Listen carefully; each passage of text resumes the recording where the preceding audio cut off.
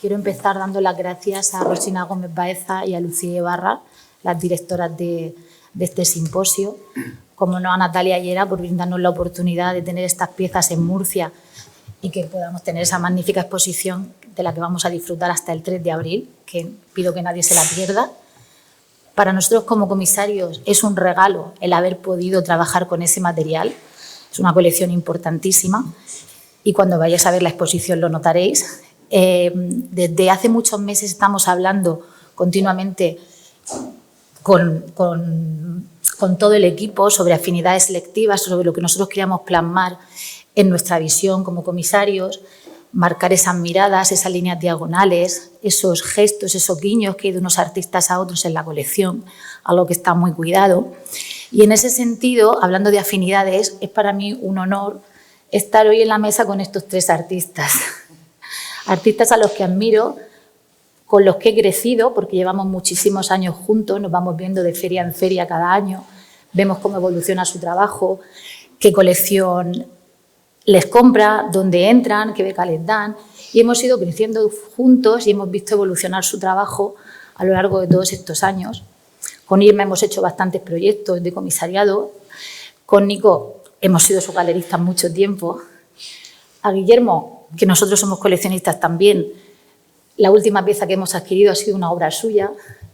Entonces, pues son todo afinidades, ¿no? Yo creo que hoy nos van a hablar sobre su... Ayer tuvimos la oportunidad de escuchar a los teóricos y hoy tenemos la enorme suerte de que sean ellos, los propios artistas, los que nos van a hablar de su trabajo, de su proceso de creativo, de cómo se enfrentan a una obra, de qué piensan de ese término en el que Irma y Guillermo están como tan referenciados de la pintura expandida. Nico nos hablará de la abstracción. Me gustaría también que nos hablaran de sus formas de trabajo, desde visiones tan distintas de trabajar como son los estudios del artista, ¿no?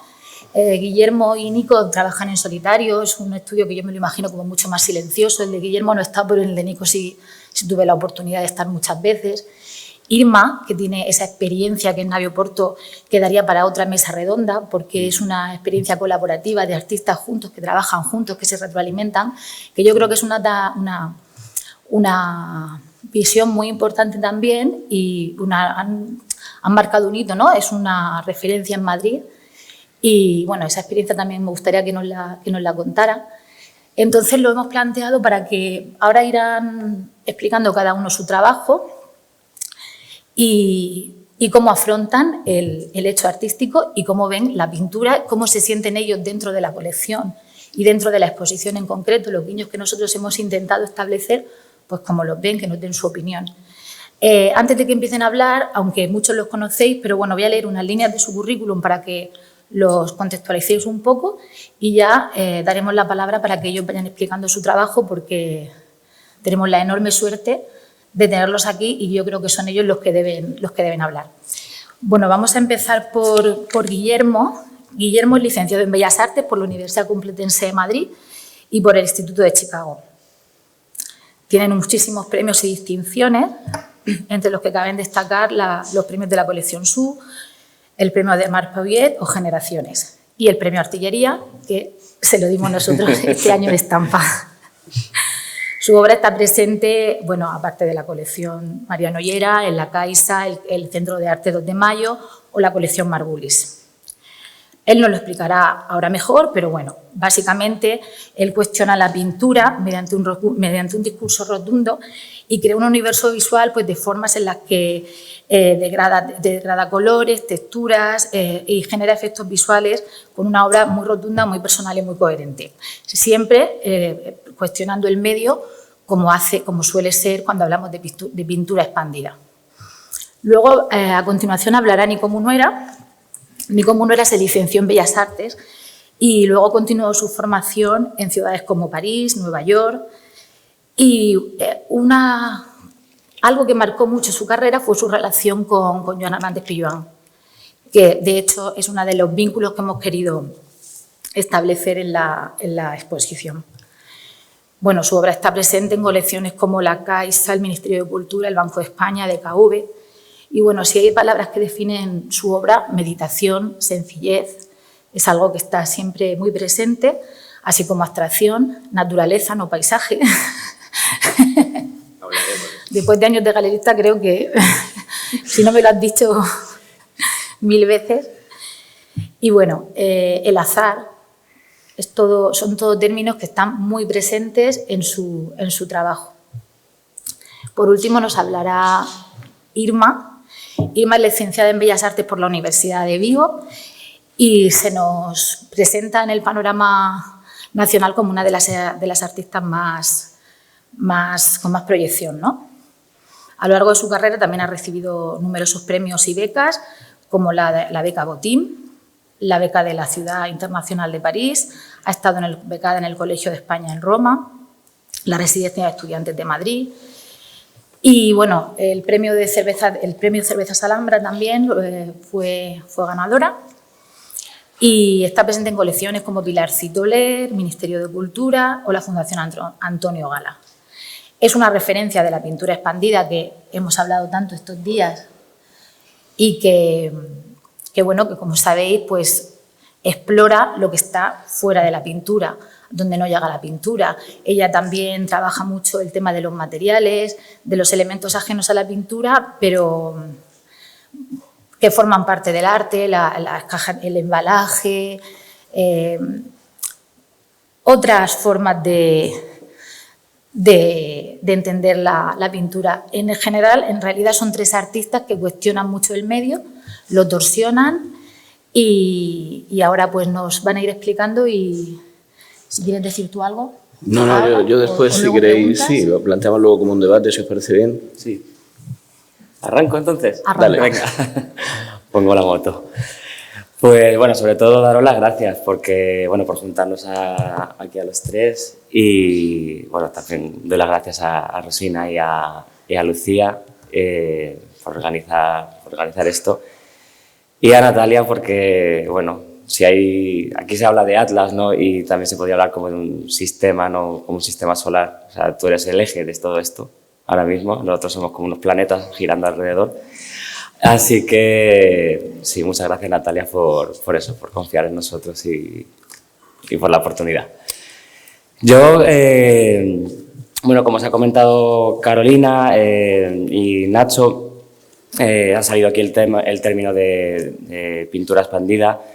Yo sí quiero poner en cuestión también ese término, lo voy a ir planteando ahora en la presentación, porque sí me puedo encauzar o digamos, identificar un poco en ese momento, pero también hubo una pregunta que para mí se sucedió en 2010, si realmente eso era lo que donde yo tenía que estar o tenía que estar en el siguiente paso. O sea, eso es un término que venía de los años 80 y consideré que no, o sea, que no me pertenecía a mi generación, o sea que mi pregunta era qué tengo que hacer yo una vez que ha pasado la pintura expandida, y siempre he entendido también como que en un momento histórico se dinamitó la pintura y ello causó toda una especie de bomba, y de efecto de onda expansiva, y la pintura llegó a 1000 otros campos y entonces llegó a 1000 otros campos, además, después de una bomba y como hecha a pedazos, ¿no? Como que empezó a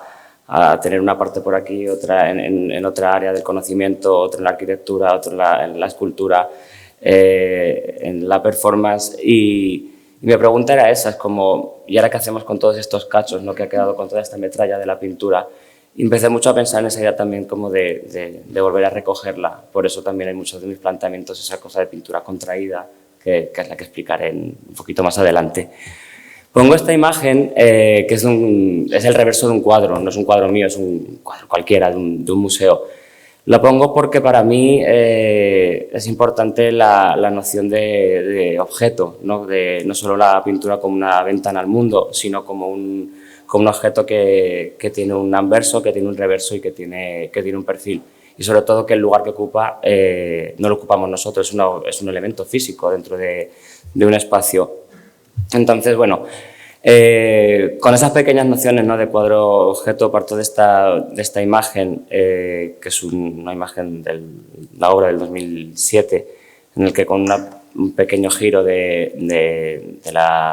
digamos, de un cuadro, un giro a 90 grados, de la pared, el cuadro empieza a funcionar como una especie de efecto bisagra, ¿no? Y de pintura, ¿no? que sale ya hacia nosotros y el que nos permite ver todas sus dimensiones, o sea, no solo su parte frontal, sino su reverso también y el perfil, que para mí también ha sido un elemento bastante importante en el trabajo.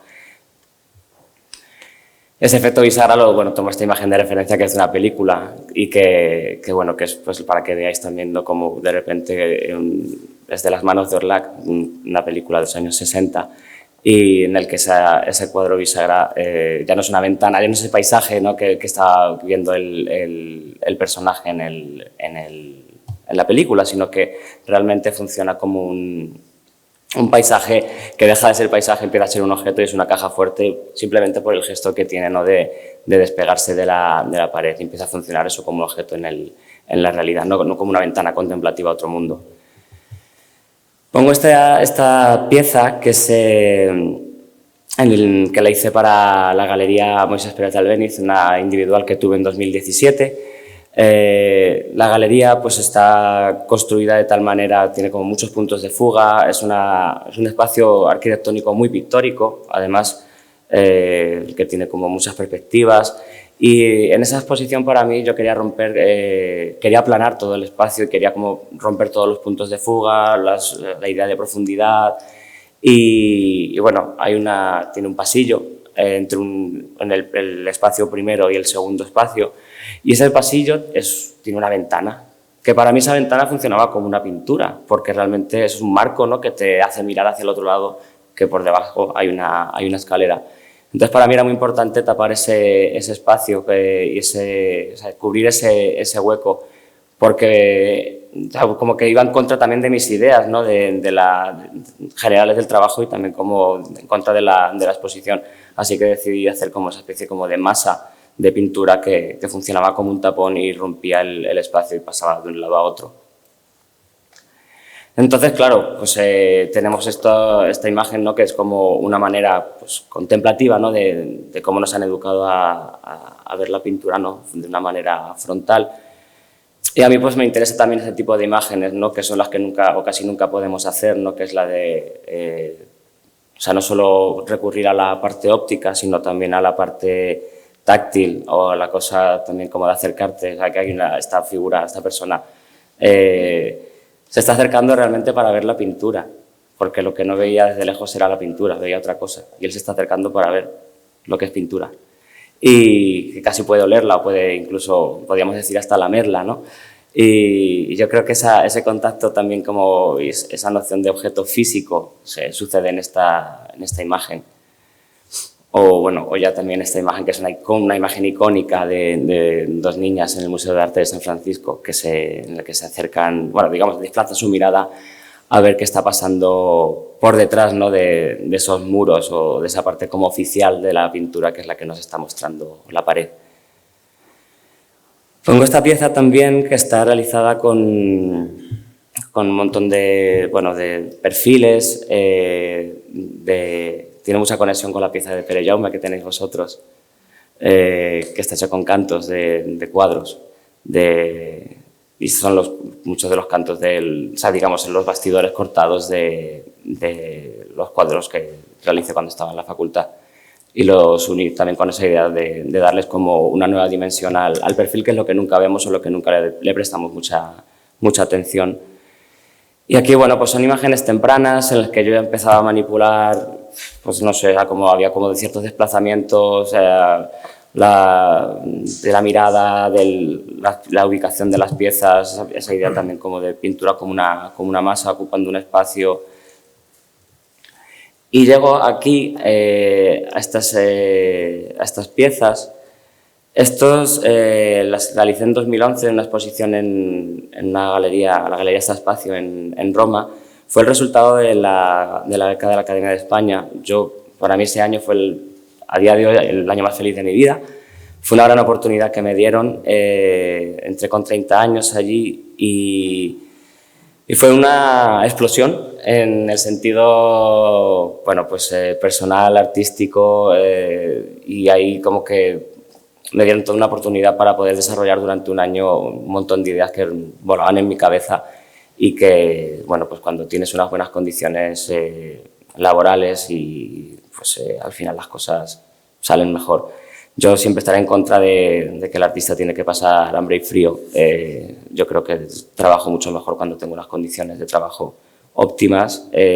Óptimas me refiero a un espacio, simplemente para poder desarrollar tus ideas. No es que pidamos mucho, pero que esa idea también romántica del artista, estoy muy en contra de ella porque al final somos profesionales como cualquier otro. O sea, no estoy con la idea de tengo que sufrir para trabajar. Bueno, el caso que aquí empecé a desarrollar estas piezas. Esta pieza, por ejemplo, es una pequeña exposición que primero realizaba y luego la desmontaba, la plegaba. Empecé a trabajar con esa idea también como de pintura como objeto nómada, una exposición que podía llevar debajo de mi brazo, que la podía comprimir en un pequeño objeto y era toda una especie de contenedor de pequeñas historias que cada vez se iban reduciendo a un espacio muy mínimo. Esta imagen la pongo como algo ilustrativo, simplemente de eso, como que gran pintura podía ocupar todo aquello y en qué puede quedar, ¿no?, a la hora de aplicar esta idea que planteaba al principio, esa idea de compresión, en contra un poco de esa idea también de pintura expandida. Por supuesto entiendo lo del término, de lo expandido, pero aquí había ese guiño, ¿no?, hacia aquellos, como bueno, ahora tenemos todo esto, vamos a recoger estos pedazos que ha quedado y hagamos un nuevo Frankenstein con ello. Estas forman parte también de la serie, pues ahora que eso, cada pieza era una mini exposición de pintura y llegamos a estas piezas en las que yo ya prescindía de cualquier soporte. Estas piezas las realizo de esta manera, son, bueno, como voy dejando en el estudio, pues charcos de pintura líquida, que la dejo secar pues a lo mejor 1 mes y medio, 2, depende de la temporada. Y bueno, ocupa todo el espacio, es algo como muy invasivo, ¿no? Y lo voy dejando ahí secar, yo voy dejando como pequeños caminitos por los que voy pasando y luego una vez que seca las agrupo, las comprimo y las sujeto pues con estas gomas elásticas. Para mí había también algo interesante en ello, en el sentido de, bueno, pues si el bastidor la ha sujetado durante siglos a la pintura, ¿por qué yo no puedo sujetarla de otra manera? Y es verdad que en cuanto cambias un poco la metodología de trabajo, ¿no?, y al final para mí el concepto sigue siendo el mismo, pero es verdad que cuando le haces ese pequeño giro, la conviertes en lo que planteaba yo antes, ¿no?, esa idea como de Frankenstein, ¿no?, y de nuevo objeto. Luego, por ejemplo, esta es otra imagen de esos charcos. Y hubo una propuesta que me hizo Virginia Torrente en 2014 para Tabacalera, que ahora está cerrado, por desgracia, Tabacalera en Madrid. Nos contactó 8 artistas para hacer una intervención bueno, pues en el espacio. Y yo me planteaba también bueno, viendo esos charcos en el estudio, si podía de alguna manera hacer flotar esas manchas. Y bueno, por supuesto estamos en la Tierra, tenemos la gravedad y hacer flotar las cosas a día de hoy no se puede aquí. El caso, pero sí quería que generara esa sensación, ¿no?, de mancha de pintura que está flotando en el espacio y que era un poco también recrear eso que sucedía en el estudio, ¿no?, de manchas que iban invadiendo el sitio. Y pensé también en sujetarla a través de la arquitectura, que es la arquitectura lo que siempre ha sujetado a la pintura, pero sujetarla de otra posición. Digamos que la arquitectura siempre la ha sujetado a nivel en vertical, y pensaba en esa idea, ¿no?, de si la arquitectura podía sujetarla a nivel horizontal, ¿no?, que en vez de colgar de ella cruzase de una pared a otra y planteas ese tipo de, digamos, estructuras que te impiden el paso, ¿no?, que bueno, que funcionan eso como grandes manchas ahí pictóricas que impiden el paso hacia otros espacios. Ahora pongo esta imagen que es de la Galería Moisés Pérez de Albéniz, la exposición que hice en 2017, que es, también habéis visto la pieza esta grande, la de la ventana. También hice esta serie de piezas que son las que tiene Natalia en la colección, y en el que yo planteaba también con esa cosa como de la no distancia entre el fondo y figura o la inversión también entre sus términos. Pues planteé una exposición, o por lo menos este proyecto, estas piezas, que se llaman colección de fondos. Era un guiño, ¿no?, a también esa idea de los fondos de una colección. Hacía un giro en la palabra, ¿no?, y ponía, digamos, fondo por delante, o sea, la palabra colección por delante de los fondos.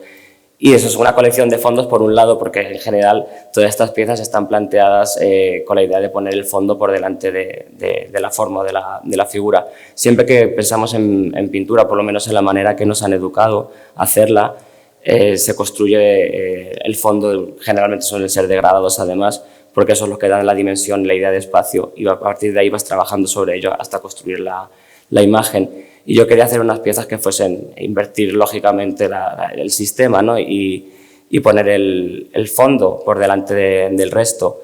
Y bueno, también planteando un poco esa idea de poner delante lo que está detrás, que, bueno, pues que me interesa tanto a nivel pictórico y creo que también sería interesante plantearlo a nivel de vida. Creo que muchas cosas cambiarían si hiciésemos ese giro y pusiésemos delante lo que siempre ha estado detrás.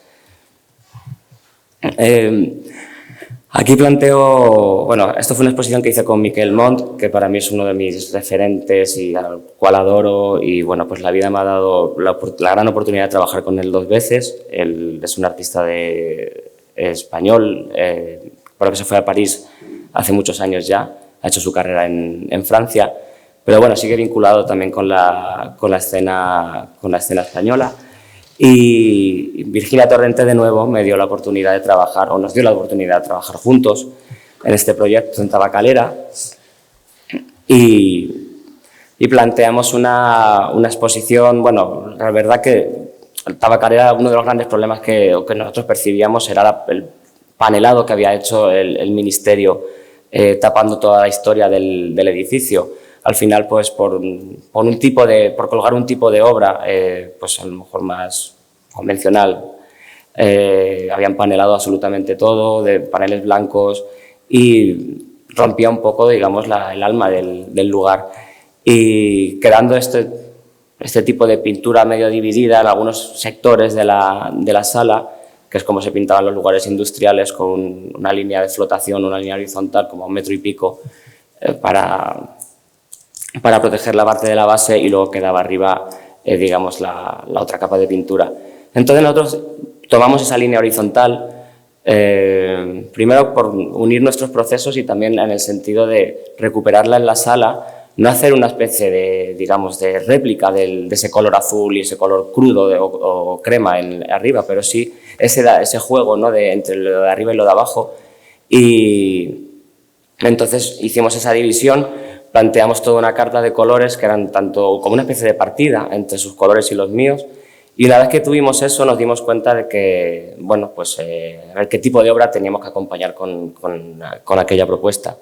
Y vimos que realmente la pintura estaba en la arquitectura, y que no podíamos llevar nada o sea, no podíamos plantear una exposición en la que el color estuviese en las piezas. Hicimos esa inversión, de nuevo tiró hacia ese término, una inversión de lo que es la clásica exposición de pintura, en el que el color está en las piezas y las paredes van en blanco.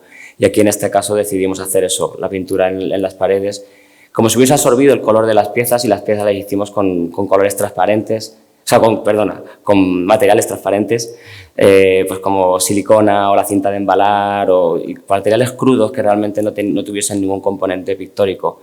Y era la sensación esa también como de que las paredes habían absorbido el color de las piezas, y eran las que se lucían a lo grande, ¿no?, en aquel espacio, y dejaban, digamos, las otras piezas, yo diría, tiritando, ¿no?, como muy esqueléticas, porque al fin y al cabo también el color es algo que construye la forma en las piezas, y en este caso pues se quedaban como mucho más, no voy a decir debilitadas, pero sí tenía esa cosa como de esqueletos. Y luego, bueno, pues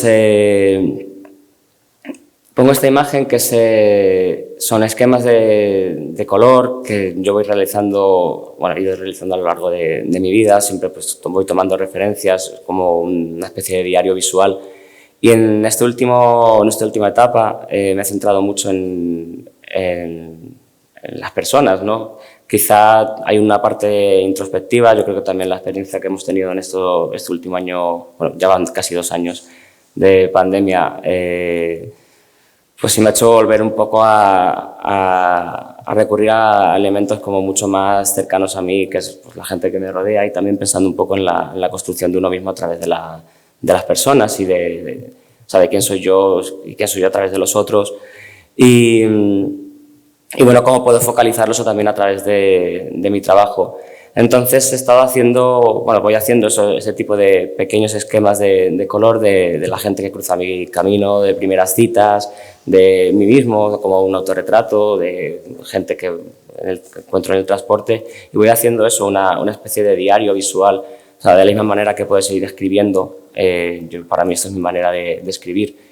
Y siempre defenderé además el lenguaje plástico como un lenguaje en sí mismo. O sea, yo como artista no tengo por qué... O sea, me gusta escribir, ¿no? Pero creo que también tengo un arma que es esta, que es el propio lenguaje visual, y que creo que a través de él puedo contar también cosas sin la necesidad de la traducción hacia las palabras. Entonces, el año pasado, en septiembre, es bastante reciente, hice un proyecto con la Galería Irene Locke de Bruselas, y planteé una propuesta pues basándome en estos esquemas de color y tomando cada uno de ellos como una referencia a las personas. Hice una propuesta pictórica. Curiosamente, para mí estas piezas, o sea, cada una de las piezas que estaban en la pared, que por supuesto tienen ese sentido pictórico, están realizadas un proceso mucho más escultórico, de la manera en la que yo entiendo también muchas cosas de la escultura. Es un proceso sustractivo en el que yo voy pegando los papeles y luego los voy arrancando. Sin embargo, con esos restos que iba arrancando de las pinturas, voy construyendo luego este tipo de piezas que son piezas que están en el espacio, pero que están construidas a base de retales de las otras, y que tienen un alto componente pictórico. Pues parece como un cuadro de los impresionistas o de Seurat.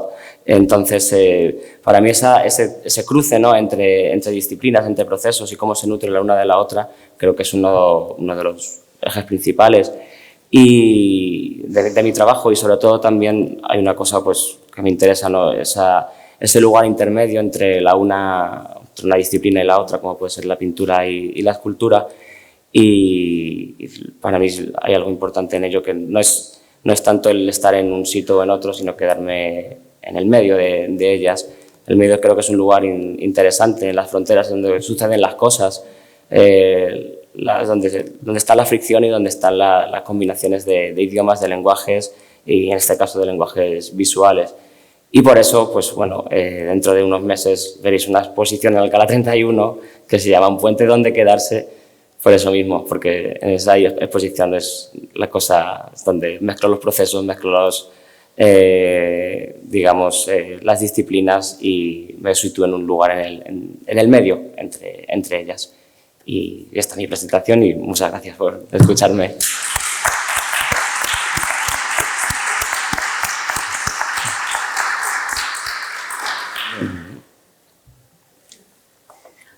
Voy a ser muy breve. Gracias.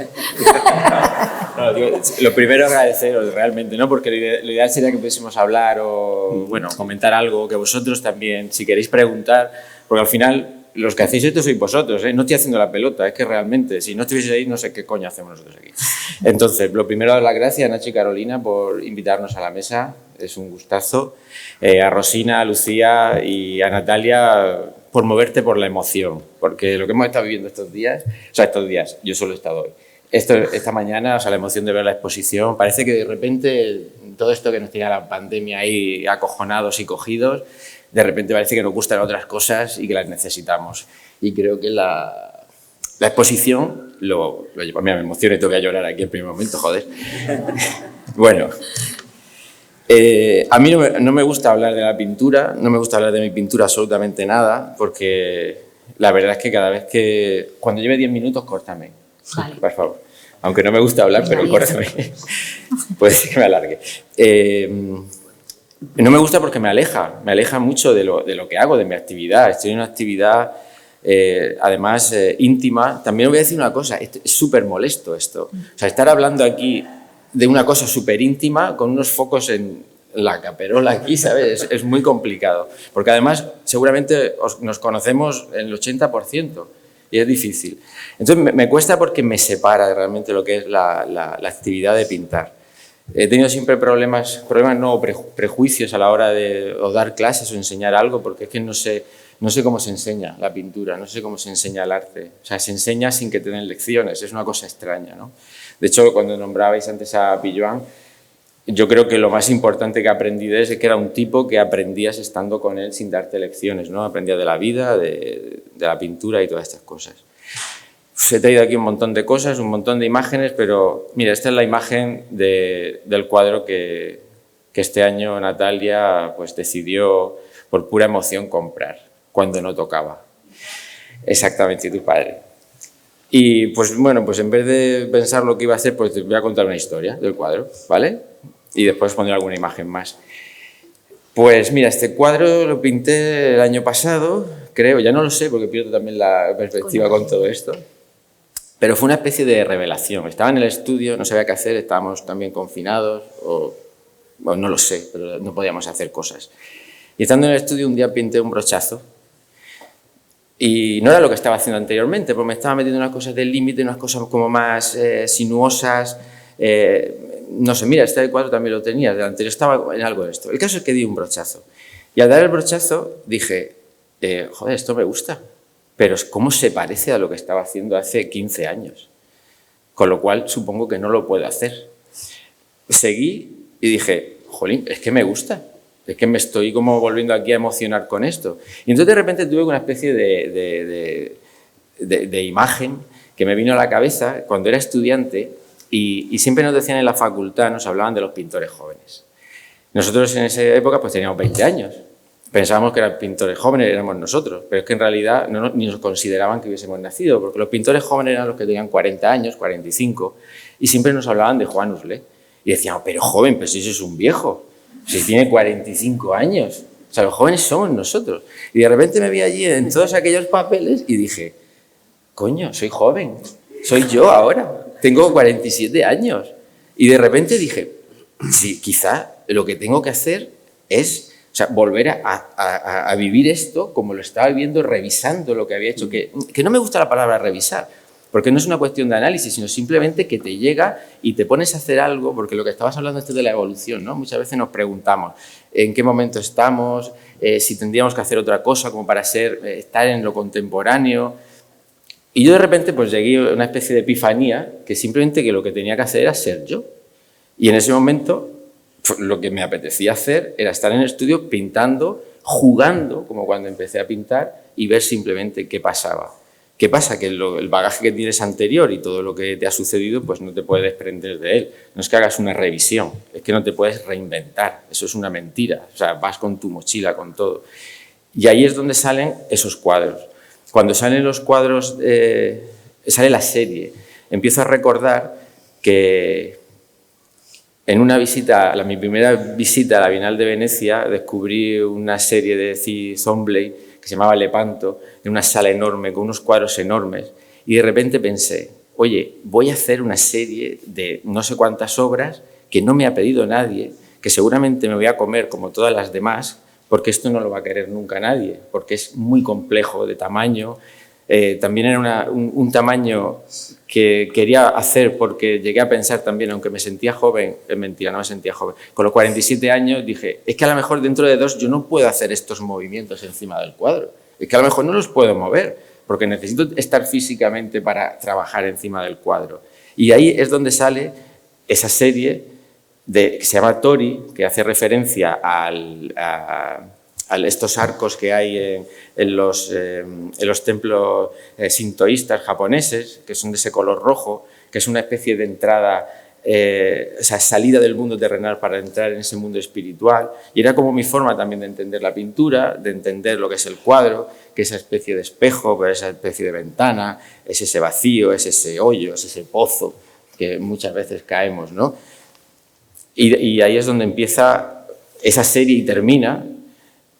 aunque lo bonito de la terminación de esa historia es encontrarte a Natalia en Arco que diga, esto me gustaría comprarlo, pasa otro día, no sé si podré, y llega el último día y te da la sorpresa de que está. Y luego verlo colgado donde está, porque de verdad la exposición es una maravilla. O sea, cómo habéis podido orquestar ahí algo. Es que todo es buenísimo. Todo es buenísimo. Seguramente lo peor es la puerta de entrada de la iglesia. O sea, todo desde que entras. O sea, es que entras y dices, ¿cómo está todo encajado, suelto? ¿Cómo...?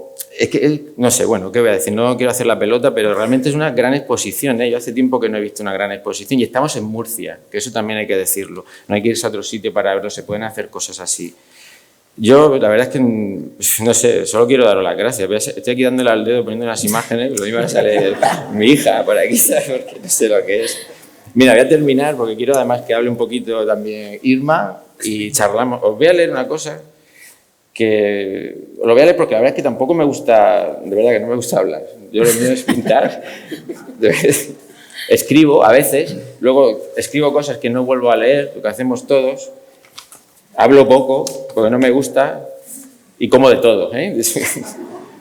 A ver, pero leí el otro día una cosa que me gustó, porque hablando también de la cartografía y lo que solemos hacer, me hizo gracia, no tenía nada que ver, pero es como cuando vas por la calle y ves que todo el mundo tiene el pelo muy largo, ¿no? Parece que todo el mundo. Pues yo leí esto y me acordé de la pintura y para mí era una definición que creo que me puedo... Vamos, que me pude identificar. Es un libro de José María Esquirol, La resistencia íntima, y va sobre el mapa, pero bueno, da igual. Dice, movidos por un espíritu aventurero, los viejos cartógrafos emprendían largas exploraciones por tierras ignotas. ¿Qué descubrían en aquel viaje? ¿Qué ríos, bosques y montañas les aguardaban? Tras arduas jornadas de camino, en la línea del horizonte, se abría de pronto un paisaje virgen que los ojos humanos iban a contemplar como si fuera el primer día de la creación. Entonces, la fatiga de la ruta y de las noches pasadas, en precarias condiciones, se veían compensada por los momentos de intenso gozo, así como, naturalmente, por la progresiva confección del mapa que, cual tinta china, iba emergiendo poco a poco en las hojas de papel. A buen seguro que la cartografía de esa nada no resulta tan agradecida, pero conviene trazarla, porque aunque el mapa quizá quede apenas esbozado, nos servirá para entendernos un poco mejor. Básicamente creo que es lo que hacemos todos con el arte, o por lo menos yo es lo que intento, o por lo menos es donde estoy. Y nada más.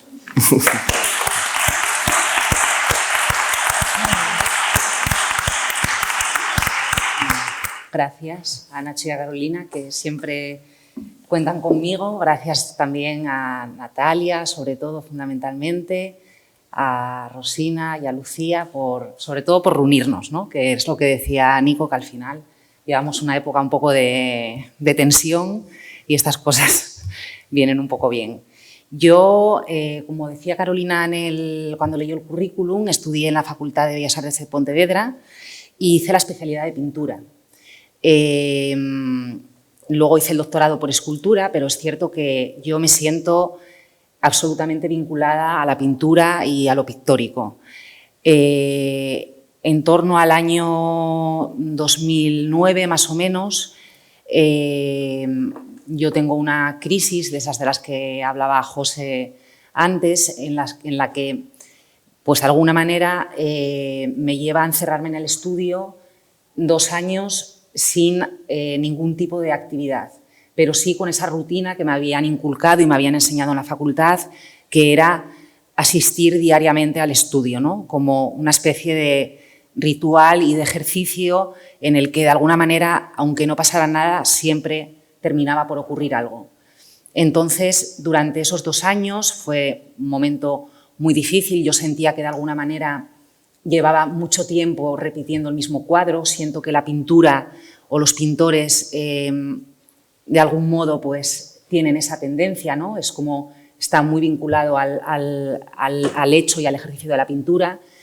Y, bueno, pues yo en ese proceso me sentí como un poco bloqueada, encerrada, como con una incapacidad importante para seguir continuando por ese camino. Entonces, fue una época de diferentes lecturas importantes, Barleby y compañía, Barleby el escribiente, artista sin obra, el derecho a la pereza, bueno, todo ese tipo de cosas, mientras estaba rodeada de todos esos cuadros que habían quedado en el estudio, que en un momento dado les di la vuelta a todos y algunos de ellos pues los embalé. Como la pintura tiene, creo que, no sé si Nico está de acuerdo, esta cosa física de la que hablas, ¿no? Que es muy física e implica mucha dedicación física y además es muy necesario ese ejercicio y muy gratificante, yo de alguna manera necesitaba pintar. Entonces comencé a pintar esos cuadros embalados y a partir de ahí empecé a entender que quizás había otra manera de enfrentarme al hecho de pintar y cómo había ciertos materiales que enlazaban mucho con ese momento personal en el que yo estaba de crisis, que hablaban de una especie de negación, de ocultación, de introspección. Y cómo finalmente el material de embalaje contiene ese índice un poco de negación en sí mismo.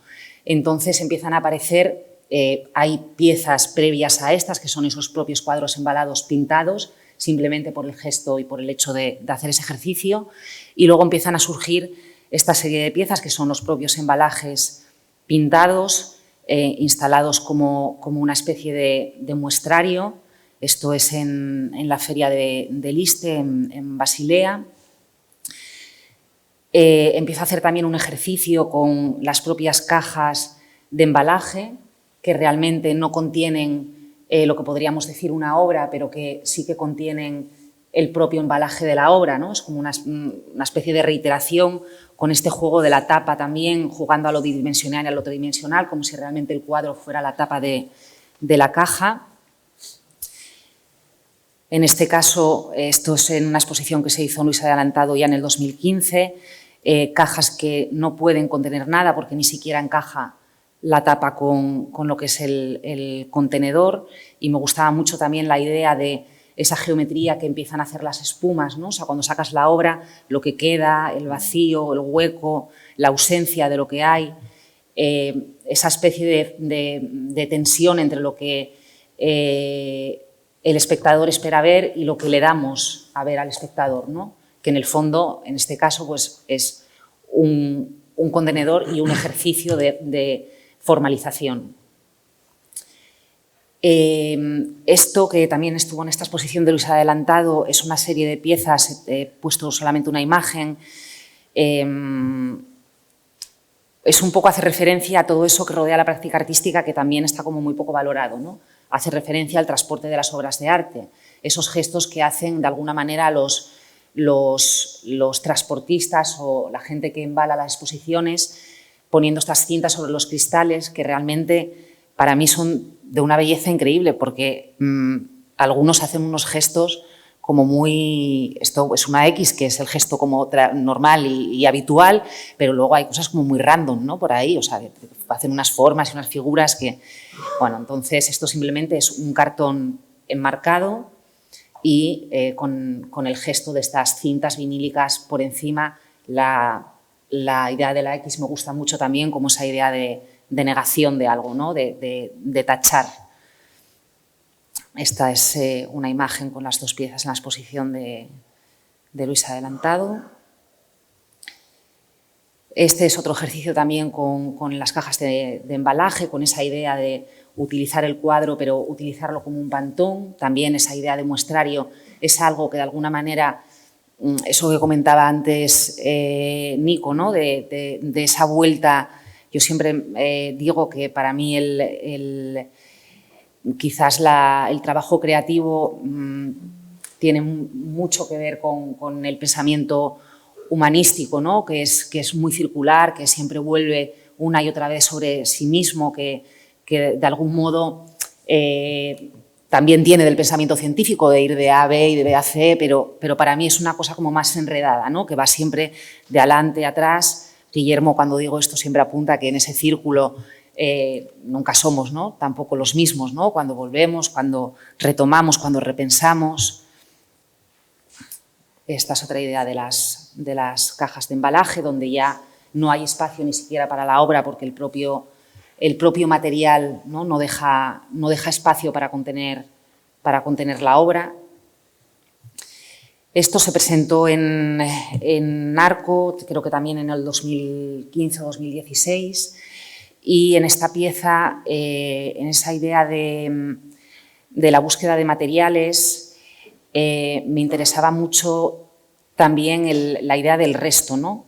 Y cómo, bueno, a base de ir visitando polígonos industriales, fábricas y demás, esta pieza que tiene dos vistas, esta es una cara y esta es otra, en una de esas fábricas de metacrilatos organizaban los retales en estas estructuras metálicas que directamente repliqué, y lo que hice fue comprar esos retales que la gente había desechado, ¿no? Esas figuras geométricas eran un poco los encargos que la gente se llevaba, y ese vacío que quedaba, esa ausencia, pues un poco era lo que yo iba recogiendo. Y un poco con esas formas hacer un ejercicio puramente compositivo, de forma, de color, de fondo, de composición de planos, que en realidad era como para mí seguir pintando un cuadro.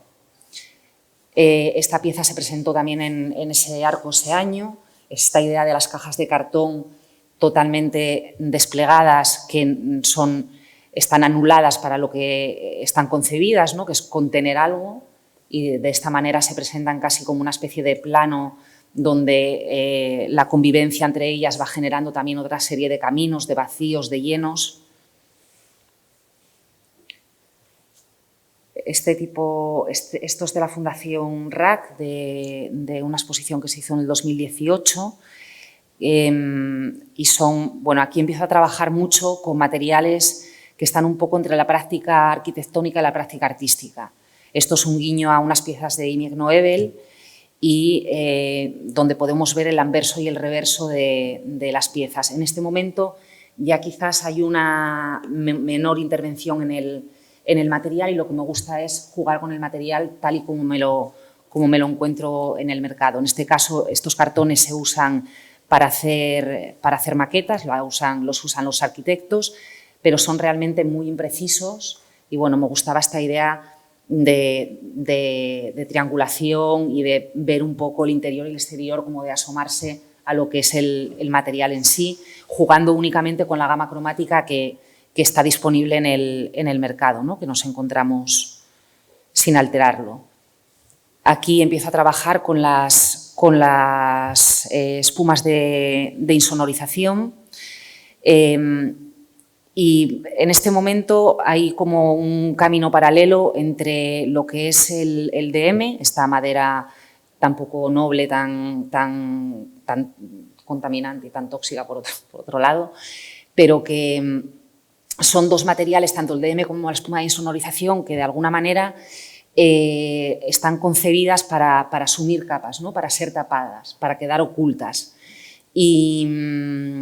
y que se usan mucho también en arquitectura y en las artes plásticas. La espuma se usa mucho como material de embalaje. Entonces, lo que me interesaba es dar a ver ese material sin anular sus propiedades físicas, únicamente mostrándolo de una manera en bruto, tal y como nos lo encontramos en el mercado, y resignificar el material. Para mí es muy importante esta idea de la convivencia de los materiales una vez que llegan al estudio. O sea, yo voy fijándome en los materiales. Para mí el material, cuando está en una fábrica, en una tienda, tiene como su propio espacio, como su propia significación. Cuando llegan al estudio esos materiales, para mí es bonito dejarlos un poco reposar, descansar, como que se carguen un poco del tiempo de la mirada, no solo de mi mirada, de la mirada de los otros también, y como de alguna manera pues va surgiendo pues eso, el tiempo del material, luego el tiempo de la imagen, ¿no? Cuando ves que los materiales cómo van hablando entre sí, y luego finalmente un poco el tiempo de la obra.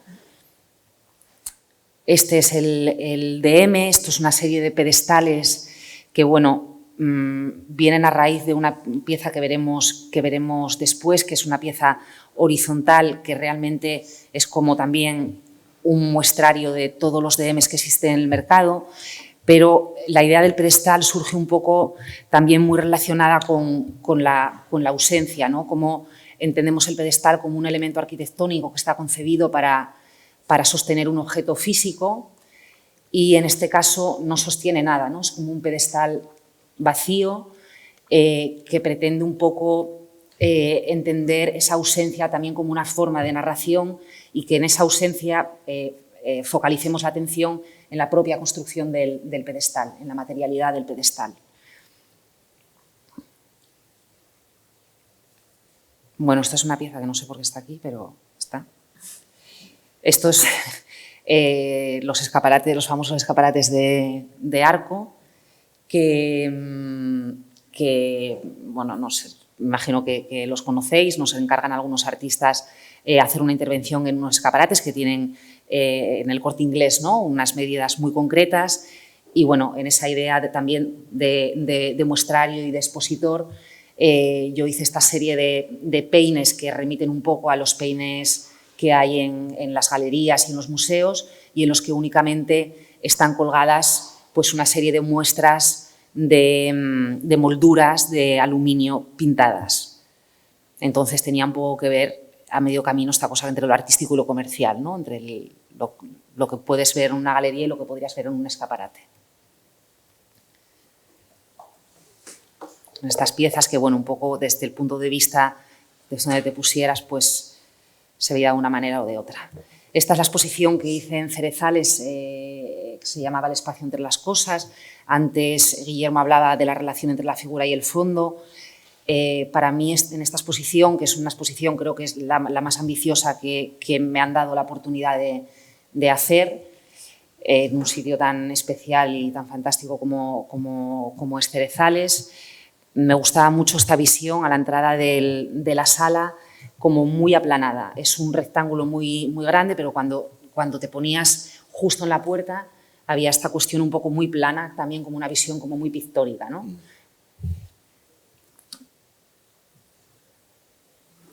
Es una exposición en la que básicamente lo que más me interesaba era que este tipo de materiales que se mostraban de una manera muy cruda dieran a entender como una especie de espacio en el que no sabemos muy bien qué es lo que está ocurriendo, ¿no? ¿Qué ocurre? Si estamos en una exposición que está por venir, que está a medio montar, que está desmontándose, hay ciertos guiños. Esto es un muro curvo que tapa uno de los ventanales, el ventanal principal por el que se ve la exposición, de una manera que se niega la visión de lo que luego nos vamos a encontrar cuando atravesamos la puerta. Es curvo porque desde fuera se falsea mucho el espacio y en realidad no es solamente un muro, son dos muros enfrentados que son exactamente iguales de un lado y del otro, pero que en un extremo se ve ese pequeño hueco que queda entre ellos, que es totalmente inaccesible, ¿no? Que no nos permite cruzar. Estas vuelven a ser un poco las espumas de insonorización, que en este caso hacían un juego también con el suelo, y este es un gesto de esas pequeñas motitas que hay en esas pequeñas espumas que conforman las espumas grandes, como bueno, sacadas directamente a la pared, pero con los colores primarios con los que se venden este tipo de materiales. Son incrustaciones dentro de los muros. Esta es un poco la visión general de la exposición. Esta pieza alargada es la que os comentaba antes, que es ese muestrario del que luego salen los pedestales. Y bueno, esta es la última exposición que hice este año pasado en Luis Adelantado, que bueno, trabaja un poco en torno a la idea de esta pieza, la idea de expositor. Es una pieza reciclada de una exposición que no se llegó a realizar y que era una pieza concebida para ser un expositor y que de alguna manera funciona un poco de índice en lo que luego se continúa viendo por todas las plantas de la exposición. Hay referencias a los materiales, a diferentes tipos de formalizaciones, de articulación de esos materiales. Esto es un detalle, bueno. Aquí hay más espumas. Esta pieza roja también está en la colección de de Natalia. Y yo lo dejo aquí, porque creo que ya... Muy bien.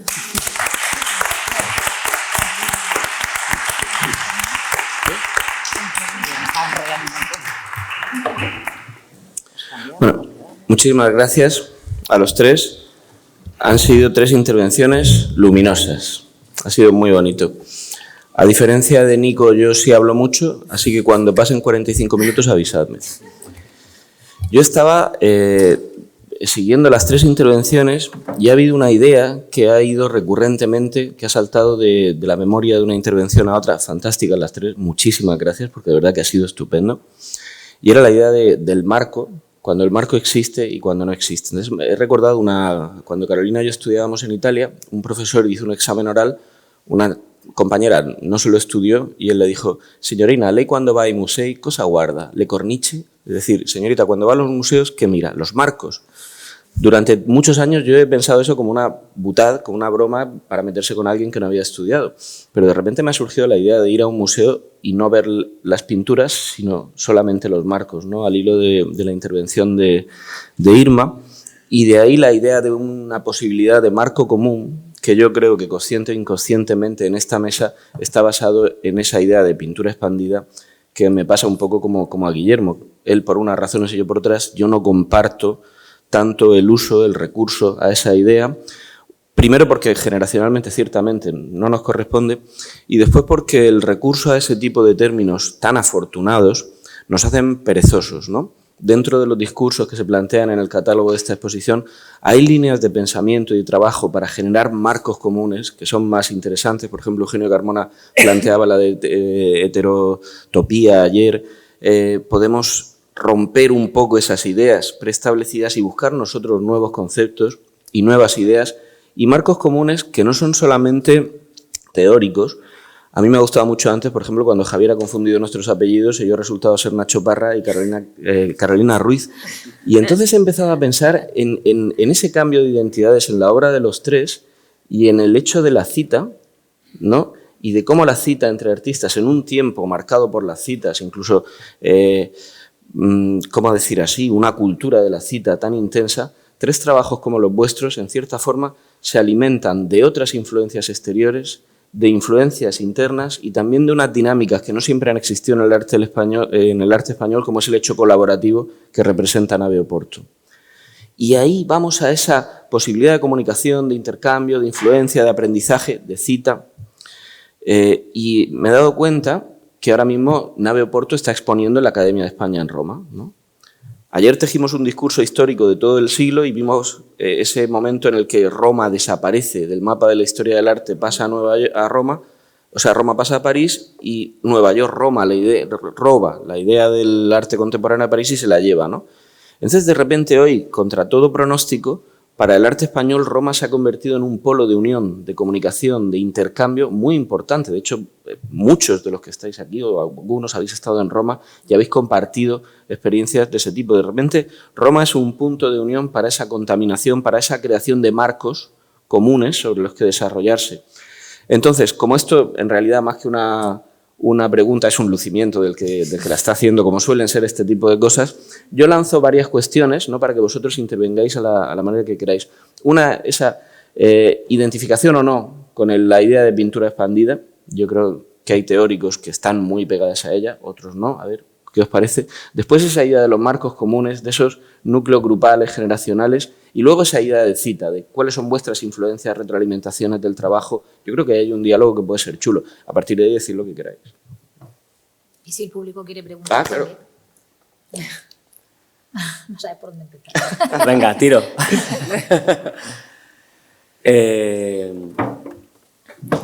A ver, respecto al tema de lo de la pintura expandida, como planteabas, pues sí, yo no me siento... O sea, por supuesto entiendo la manera de ubicarme, porque siempre se intenta ubicar en un lugar a la gente, y yo creo que... o los artistas, vamos.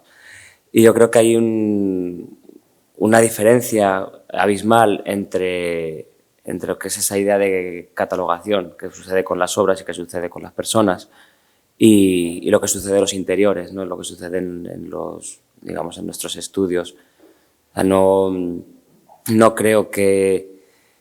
yo no me pongo en cuestión continuamente con eso, no sé en qué lado estoy, no sé, es como que suceden muchas cosas que en el que te vas ampliando, te vas... supongo que a vosotros os pasará un poco lo mismo, o sea, yo no creo que hay una manera como de intentar encasillarnos en lugares, ¿no? En disciplinas o en corrientes o tal, y es complicado, ¿no? Porque al final todo lo que sucede en un estudio creo que es mucho más complejo. Por supuesto, luego la historia irá contando cosas, pero que esa cosa de parecer que perteneces a una cosa y no perteneces a la otra, si eres de esto no eres de lo otro. Es como si eres del Madrid no eres del Barça, o si eres de esto no eres de aquí, o si te gusta esto no te puede gustar lo otro. Creo que hay nuevas realidades, ¿no? Pero igual que son las nuevas figuras, ¿no? Que están surgiendo en nuestro siglo. O sea, es que ya no nos corresponde esa cosa de lo uno o lo otro. Yo no soy nada partidario de esa dicotomía, ¿no? O sea, creo que es mucho más lo uno en lo otro, lo uno y lo otro. Y son las nuevas figuras y las nuevas personalidades y las nuevas sexualidades, y creo que es lo que nos tiene que acompañar. O sea, tenemos que pensar también con tal y como estamos planteando en nuestro momento. Por eso al final lo que sucede en un estudio es mucho más eso, y por eso no estoy nada de acuerdo con encasillarme en un terreno expandido. Y yo lo enfoqué también en mi charla en el sentido de cuál era mi lugar a día de hoy, o sea, qué podríamos hacer con todo aquello. O sea, no trabajar con eso que viene del pasado, sino con un presente, o sea, con dónde estoy yo, quién me rodea a mí hoy y quién soy yo. Es maravilloso porque el proyecto se llama Atlas, y Atlas es un libro en el que están los países relacionados muchas veces por colores, ¿no? Visualmente los atlas son maravillosos, son lugares de consulta que miramos para ver dónde estamos y dónde están los demás, dónde están los chinos con respecto a mí. Entonces esa idea de Atlas, que es restrictiva como todas cuando se plantea una exposición de este tipo, tiene ese punto. Luego los atlas tienen esa parte económica que se vincula a los países por economía, por política, por no sé qué, por tipo de producción de tal de cual, que agrupan países en determinados momentos. Y aquí, viendo las tres proyecciones, ha habido un mínimo común denominador muy interesante, que ha sido el suelo. No es frecuente que tres artistas proyecten obras en las que el suelo tenga esa importancia. Bueno, es que, a ver, cuando se habla, por ejemplo, de la pintura expandida, yo, por ejemplo, me siento identificado en el sentido de todo lo que se expande y lo que ocurre en el estudio.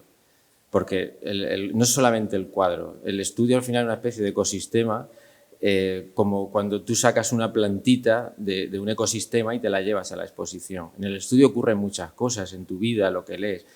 ¿Qué pasa? Que sí que hay luego una elección. Yo, de hecho, fíjate, entiendo el concepto de pintura expandida, pero como estaba diciendo también Guillermo, hay un problema también con el uso de las palabras en general, no en la pintura. O sea, las palabras acotan y creemos que entendemos los significados de las palabras. Y no todo el mundo entiende lo mismo por la palabra amor, frío, dolor, ni siquiera cuando dices color verde, cada uno tiene una idea de ese color, ¿no? Entonces, cuando estamos dentro de un campo que es el arte o es la pintura, que quizá la mejor manera de explicarlo o acercarnos a él sería la poesía, que está hecha con palabras, en su mayoría de las veces, y en la que cada uno entiende una cosa, y cuando encima de todos nosotros, vamos a llamarlos los creadores, tenemos una ligera idea de lo que queremos hacer, pero no lo sabemos hasta que está terminado y dices, esto era, es complicado, ¿no? Hacer los apartijos, ¿no? Como se dice, que son maravillosos igualmente, porque yo, fíjate, de las cosas que me han gustado de la exposición es esos esquemas, pues son esquemas mentales, son esquemas creativos que van cambiando, que anoche en la galería trazábamos líneas posibles de artistas, de unión, o con ironía o no, pero que están ahí, porque además son cambiables, intercambiables, porque las palabras además cambian el entendimiento que tenemos sobre las palabras. La palabra no cambia, pero el entendimiento que tenemos durante la vida es diferente. Entonces yo lo entiendo. Fíjate, yo a él es el que más lo veo como pintura expandida, y mira lo que dice. O sea, ¿qué te voy a contar yo? Sí, yo mi caso es que no me siento tampoco nada identificada con el tema de la pintura expandida. Pero yo, lo que tú decías de las palabras son muy importantes. Creo que a mí no me gustan nada cómo está denominado, o sea, esa manera de verlo o de entender la pintura de esa forma. Porque, no sé, yo creo que llevamos ya como muchos años que parece que la pintura se quiere como dinamitar, como aniquilar. La pintura se empeñan y la pintura persiste por encima de todo y vamos, para mí las mejores experiencias estéticas que tengo son con la pintura y con la poesía. Ni con la escultura, ni con la instalación, pero bueno, eso es una cosa muy personal. Yo cuando estoy en el estudio únicamente pienso en pintura, independientemente de que haga un pedestal, pero siempre mi mirada es siempre desde la pintura y no me planteo si eso es pintura expandida, porque ya como que me suena mal, como que me chirría un poco, o si es escultura. Luego un poco cada uno también que lo reciba de una manera natural, libre, ¿no? Como quiera. Pero... Sí, no, hay una cosa también, cuando estabas hablando de Atlas, que es interesante también el sentido de la mirada hacia los otros, hacia lo lejano. Y fíjate, al final estamos hablando de la pintura o del arte, cuando lo único que miramos es hacia adentro.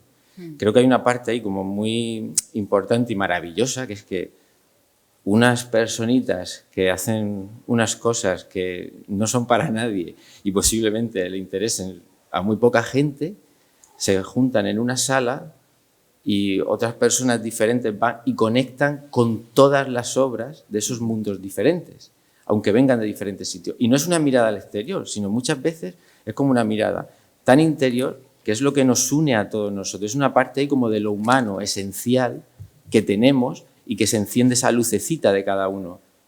Y a veces funciona no cuando miras hacia afuera, sino cuando miramos hacia adentro y estás en tu propio autoconocimiento y, bueno, esta historia, no quiero dar aquí una especie de clase de espiritualidad, parece, ¿no? No, voy a una cosa mucho más básica, voy a un pintor de Atapuerca, ¿sabes? Voy a eso, voy a una actividad que es tan sumamente básica e inexplicable, que no sabemos por qué la hacemos, que conecta con todos los demás, conecta en ese atlas. O sea, lo estaban haciendo todos en el mundo y no tenían Instagram, ¿sabes? Y no habían visto lo que hacía el de la cueva de al lado, ¿no? Entonces, eso es un poquito lo maravilloso de ese atlas, ¿no? Cómo se crea. Luego intentamos poner palabras para entendernos, porque es maravilloso hablar, nos lo pasamos bien, aprendemos, leemos, nos entendemos, nos divertimos. Por eso también son bonitas las palabras. Totalmente. Hombre, en la condición del ser humano está el desconcierto, ¿no? Estamos desconcertados, estamos desorientados, por eso ponemos tantos nombres a las palabras, por eso tanta taxonomía, por eso si vamos a una exposición y no hay cartelas que nos dicen lo que vemos, estamos en un desapego emocional muy terrible, ¿no? Estamos en la zozobra de ese desconcierto. Y ciertamente las palabras facilitan ese conocimiento, pero vuelvo a lo de antes, términos tan exitosos nos limitan, en cierta manera. Luego hay una cuestión... Es curioso, ¿no? Que un término, además, que sea todo lo contrario conceptualmente, sí. ¿no? Sí, es un oxímoron conceptual, es verdad. Yo también quería pasar a otra cosa y deciros, porque yo os he visto a los tres en posturas de resistencia en otros momentos de nuestra vida, ¿no? Nos hemos ido cruzando y estos años han visto una evolución, voy a una cuestión muy práctica, una evolución del posicionamiento de la pintura en el sistema del arte. Y recordamos hace 15 o 20 años, y Arco, esta mañana hablábamos en la primera hora de cómo era Arco hace 15 años y si había 200 galerías, si había 170 vídeos, y cómo hoy de repente la pintura tiene una posición que ya no es de resistencia como fue hace 15 años, y nosotros hemos compartido esa posición. Y sería estupendo que estuviera Miguel Fructuoso, que además llevaba a gala esa posición de resistencia y convertía el hecho pictórico en una cuestión ideológica, ¿no? Que es otro buen tema de desarrollo. Pero yo creo que ha habido una progresión de la percepción de la pintura que hoy me parece un momento francamente sensacional. Es decir, estáis muy en forma, ¿no? Sí, o bueno, es mi... Bueno, yo no lo sé. Ayer comentábamos esto también, ¿no? Que realmente hay muy poca pintura en los concursos, en las muestras de arte joven. Todo esto está bastante...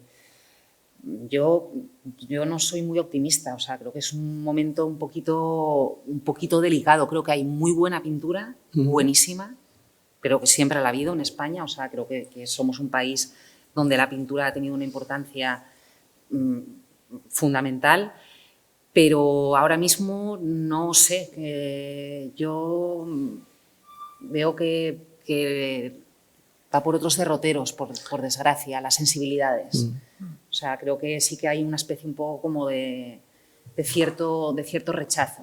Afortunadamente luego cuando acudes, por ejemplo, a Arco, hay mucha pintura, pero creo que las nuevas generaciones, por decirlo de alguna manera, no son muy tendentes a lo pictórico.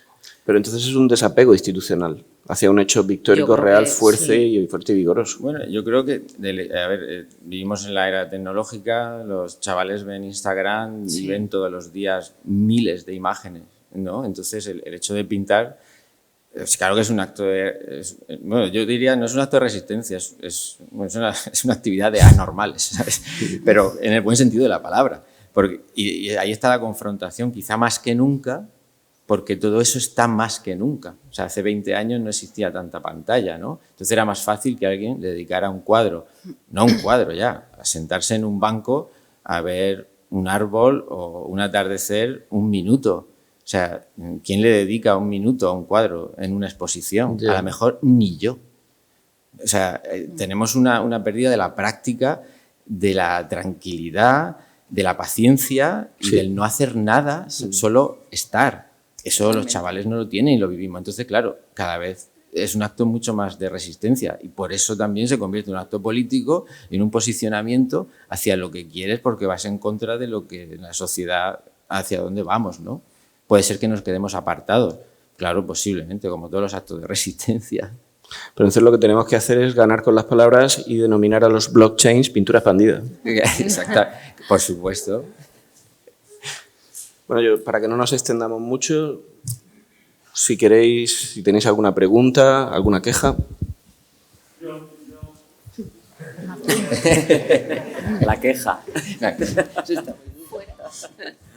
No, a mí me parece absolutamente formidable y un placer haber tenido a estos, bueno, y anteriormente también, pero he asistido a medias. Ahora, haber asistido a vuestra manera de explicar cuál es vuestra posición no en la pintura, sino en la vida, me ha parecido maravilloso, ¿no? A mí me recordaba esta cosa que decía otro pintor, Picasso, que decía, pinto lo que pienso que veo, ¿no? Entonces, esta distinta manera de ver el mundo, ¿no? Estas miradas, que es un término que habéis utilizado, que ha utilizado Irma y que ha utilizado Guillermo y Nico también, esta forma diferente de ver el mundo, de mirar el mundo y de plantear luego esos trabajos tan intensos, tan absolutamente maravillosos, me parece pues un lujo para todos los que estamos aquí. Independientemente de que luego se puedan establecer esas conexiones y esas relaciones y se puedan introducir en el Atlas y cada uno ocupe su posición, individualmente me parecen unos artistas imprescindibles, maravillosos y esa manera de ver el mundo me parece que podemos aprender todos muchísimo, ¿no? Que al final es de lo que se trata toda esta historia del arte, ¿no? Muchas gracias.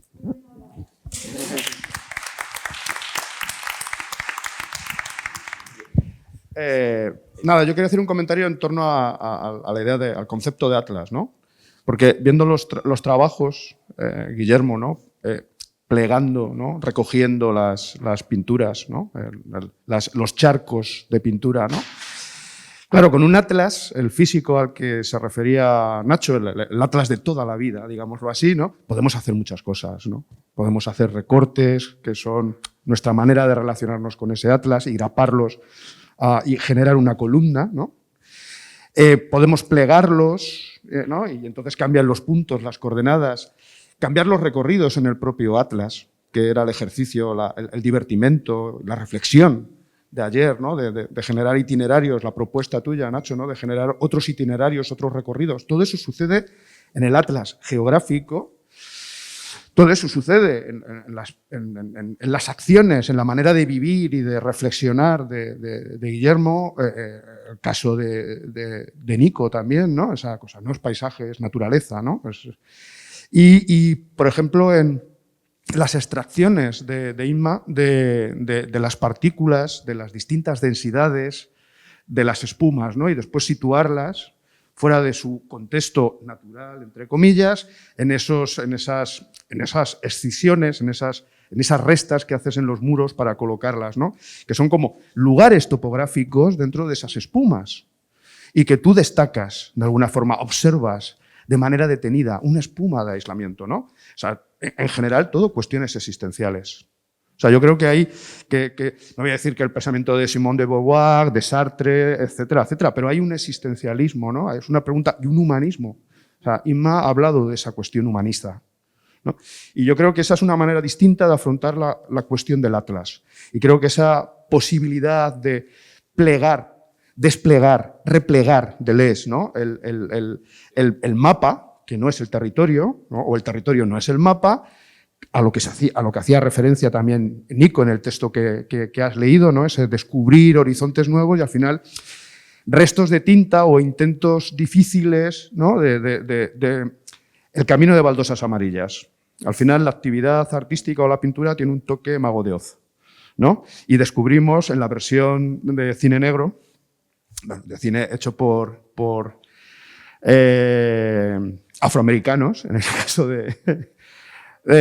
descubrimos que el mago es un falsante y que hemos hecho un recorrido por una cuestión absolutamente personal, ¿no? Y hemos habitado sensibilidades, sexualidades, etcétera, etcétera, muy distintas. Eso es nuestro atlas personal, ¿no? Y no son tanto las etiquetas como lo son los recorridos, que es lo que posibilita la colección, ¿vale? Es lo único que quería comentar. Gracias.